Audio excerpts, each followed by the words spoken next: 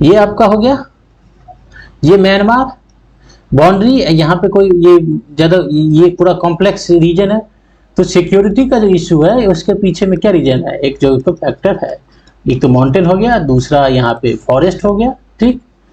और यहाँ पे क्या है, ट्राइबल है, एथनिसिटी बहुत ज्यादा है, तो कॉन्फ्लिक्ट बहुत ज्यादा है। अभी देखे थे ना कुकी और मैतेई के बीच में जो हुआ था, मैतेई के बीच में जो हुआ था अभी भी चल रहा है, समझ गए। यहाँ पे म्यांमार हो गया, ये इधर चाइना लाइक है, यहाँ पे चाइना है, तो इसकी से वल्नरेबिलिटी बढ़ जाती है इस वजह से।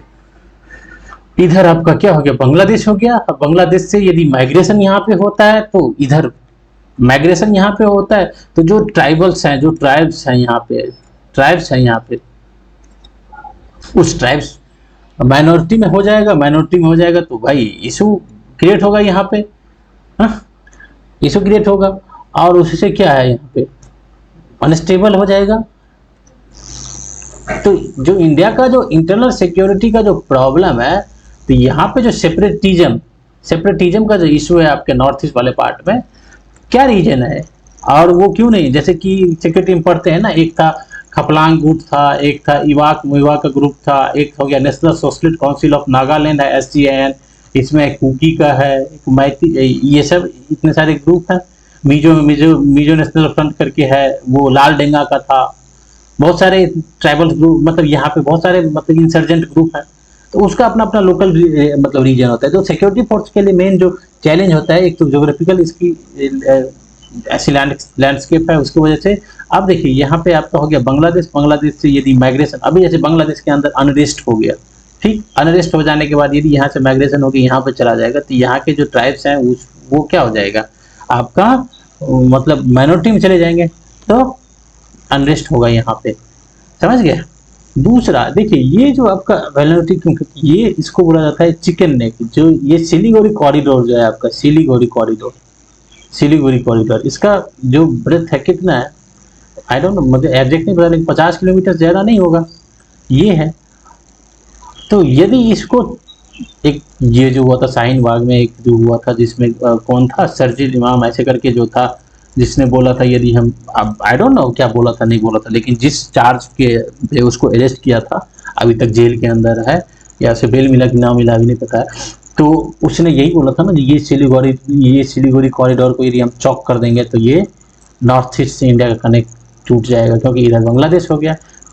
अब जो ये जो रीजन है, ये जो आप देखे थे अभी स्टैंड ऑफ यहाँ पे जो हुआ था इसके साथ, चाइना के साथ, इसको क्या बोलते हैं, चाइना, ये वल्नरेबिलिटी इसकी क्यों बढ़ जाती है, क्योंकि भाई यहाँ पे चाइना है, ठीक, और चाइना की वजह से ये हमारा वल्नरेबिलिटी बढ़ जाता है, समझ गए। अब हम यहाँ पे थोड़ी सिक्योरिटी वाला हिस्सा हटा देते हैं, अब हम देखते हैं इंडिया का। अब हम यहाँ पे आते हैं, ये अरावली वाला, ये अरावली। अब देखिए अरावली जो है, ये कहाँ से स्टार्ट होता है, गुजरात से स्टार्ट होता है और ये दिल्ली तक पहुँचता है। ये दिल्ली का दिल्ली रिज जो देखते हैं यूनिवर्सिटी, दिल्ली यूनिवर्सिटी में है दिल्ली रिज, ये क्या है, अरावली का ही पार्ट, अरावली का पार्ट है।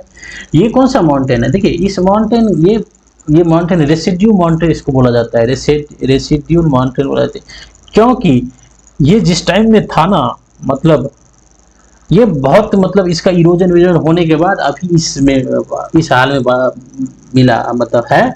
इसका उद्भव कैसे हुआ, इसका जेनेसिस कैसे हुआ, इसमें अभी तक बहुत ज़्यादा क्लियरिटी नहीं है। ये रेसिडुअल माउंटेन है, पाया जाता है। इसके जो यहाँ पे जो सबसे ऊंचा पीक है उसको क्या बोला जाता है, गुरु शिखर बोला जाता है, गुरु शिखर बोला जाता है, ठीक, समझ गए।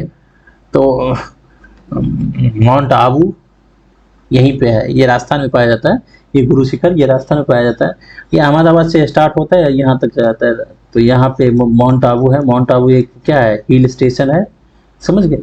तो और इसके इधर वाले पार्ट को क्या बोलते हैं, सेंट्रल हाईलैंड। अब जब हम पढ़ेंगे सेंट्रल हाईलैंड, ठीक।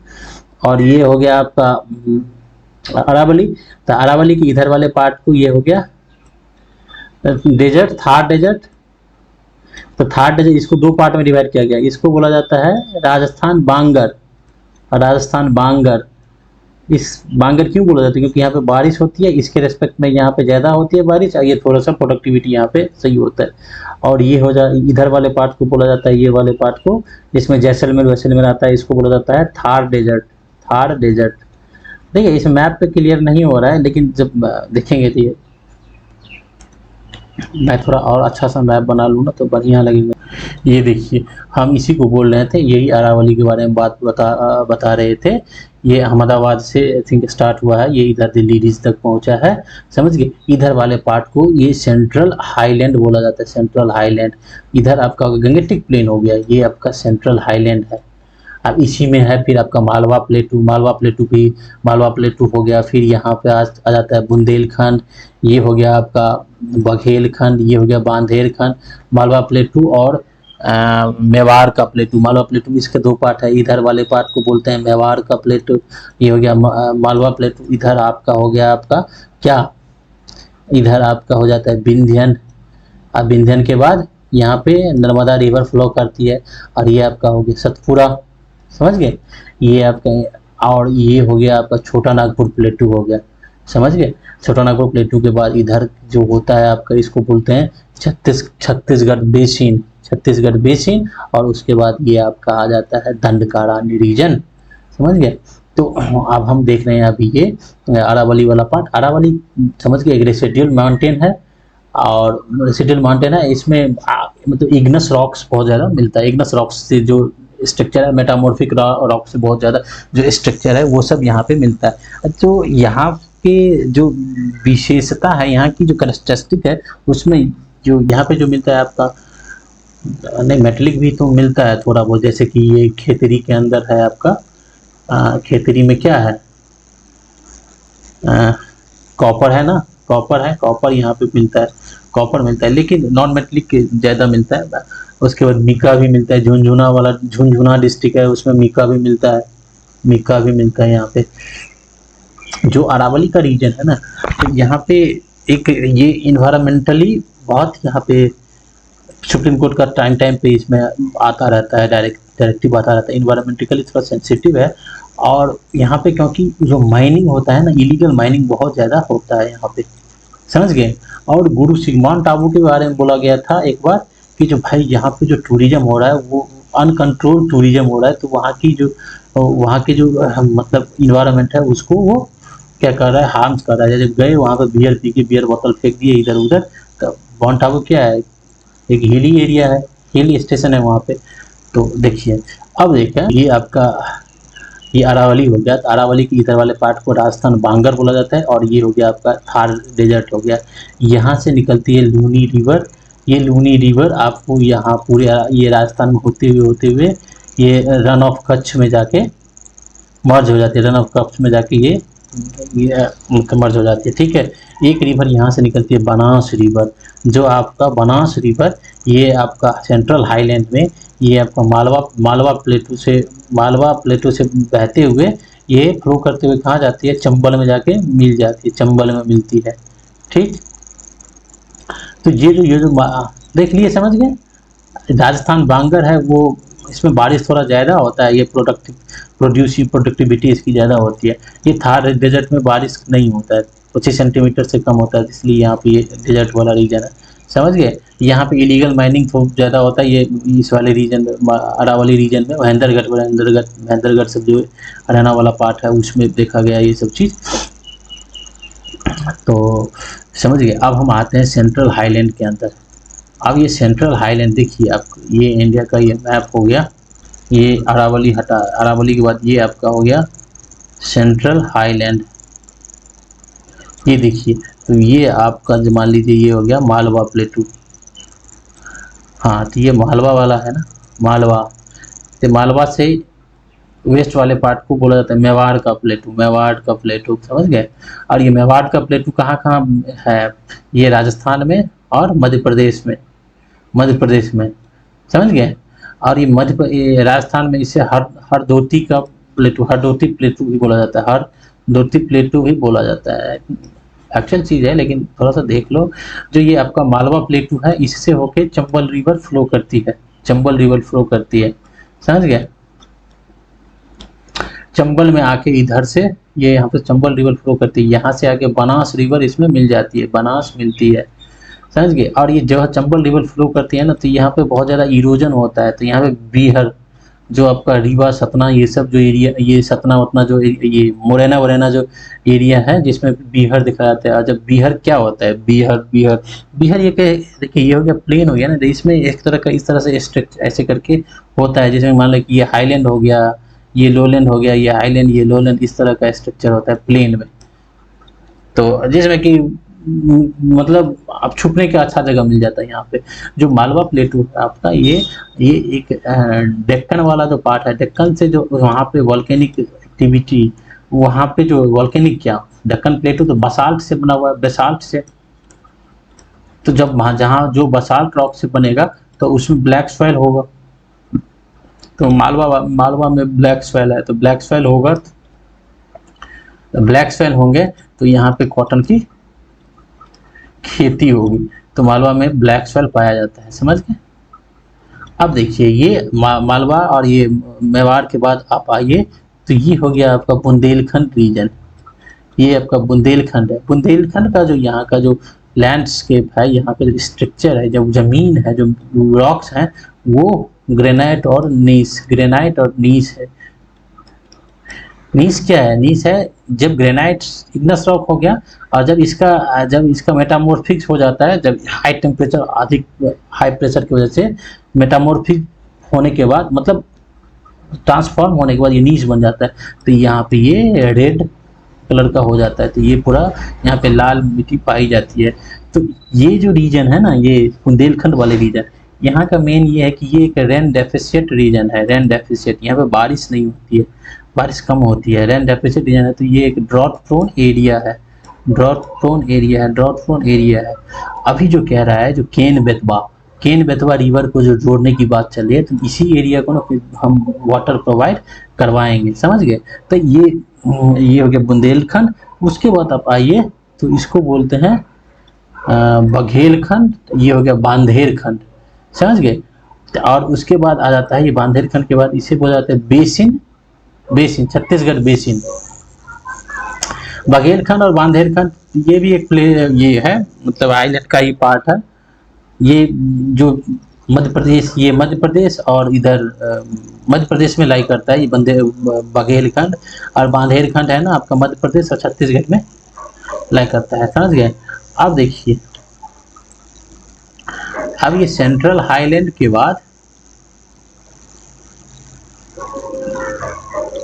ये सेंट्रल हाईलैंड के बाद ये आपका हो गया छोटा नागपुर प्लेटू, और इधर का वो वाला पार्ट जो है उसको बोला जाता है बेसिन श्रेणी। ये छत्तीसगढ़ बेसिन जो है, छत्तीसगढ़ बेसिन, ये जो है ना, ये एक तरह से स्ट्रक्चरल लोलैंड है, मतलब इस तरह से बना हुआ बेसिन बना हुआ, एक स्ट्रक्चरल बेसिन ऐसे करके लोलैंड बना हुआ है, धसाव वाला पार्ट है। उस टाइम में ये एक सब्सिडेंस वाला पार्ट बन गया। तो इस वाले रीजन में ना, ये बहुत ही यहाँ पे जो यहाँ की जो मिट्टी पाई जाती है वो बहुत ज़्यादा प्रोडक्टिव है, बहुत ज़्यादा प्रोडक्टिव है। तो यहाँ पे खेती बहुत अच्छी होती है, और चावल की खेती यहाँ पे बहुत होती है। ये हो गया आपका बेसिन हो गया। इसके बाद इससे जब इस बेसिन से नीचे जाते हैं तो दंडकार, ये छत्तीसगढ़ में पाया जाता है मेनली, छत्तीसगढ़ बेसिन।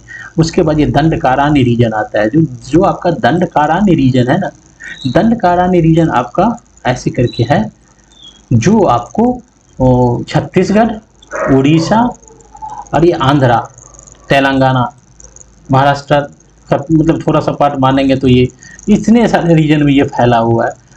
ये जो दंडकारान्य रीजन है उसमें क्या फॉरेस्ट है, और इसका जो स्ट्रक्चर है ये प्रोडक्टिव नहीं है, इसमें यहाँ की मिट्टी प्रोडक्टिव नहीं है, समझ गए।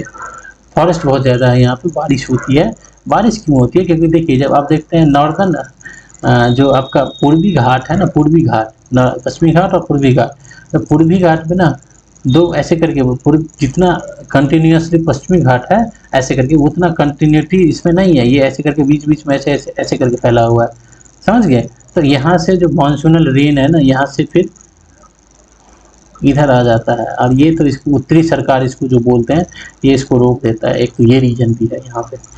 तो यहाँ के ये बहुत ज़्यादा फॉरेस्ट पाए जाते हैं, तो जिसकी वजह से दंडकारण्य रीजन प्रोडक्टिव नहीं है, प्रोडक्टिव नहीं है यहाँ पे।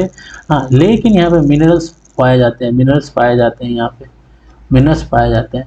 और ये जो है बहुत कॉम्प्लेक्स है यहाँ पे, मतलब इसकी लैंडस्केप, समझ गए। और इसकी वजह से यहाँ पे नक्सलिज्म अभी भी है। नक्सलिज्म में जो नया डेटा है अभी तक, इनिशियली था 123 या ऐसे करके कुछ डिस्ट्रिक्ट में फैला हुआ था, अभी 38 डिस्ट्रिक्ट में फैला हुआ है, 38 डिस्ट्रिक्ट में है, मतलब वहाँ से होके इतना तक आ गया है। तो यहाँ पे नक्सलिज्म के लिए जगह मिल जाती है, क्योंकि एक तो फॉरेस्ट है, दूसरा प्लेटू वाला रीजन है ये, तो इसमें बहुत सारे मिल जाते हैं जो छुपने का जगह। तो यहाँ पे मतलब गुरिल्ला वॉरफेयर होता है, गुरिल्ला वॉरफेयर जरूरत पड़ता है, क्योंकि यदि यहाँ पे यदि नक्सल रहेगा, जिसको जंगल वॉरफेयर पता है, तो जंगल में कैसे अटैक करनी है, छुप के जो अटैक करते हैं। एक मूवी देखे होंगे उसका, क्या कहते हैं, अजय देवगन का एक मूवी था, और उसमें वो था बॉबी देओल, बहुत अच्छा मूवी था। उसमें दिखाया गया है मतलब ये गुरिल्ला वॉरफेयर कैसे होता है। तो ये वाला रीजन हो गया दंडकारण्य रीजन। अब थोड़ा सा हम देख लेते हैं ये छोटा नागपुर वाला रीजन।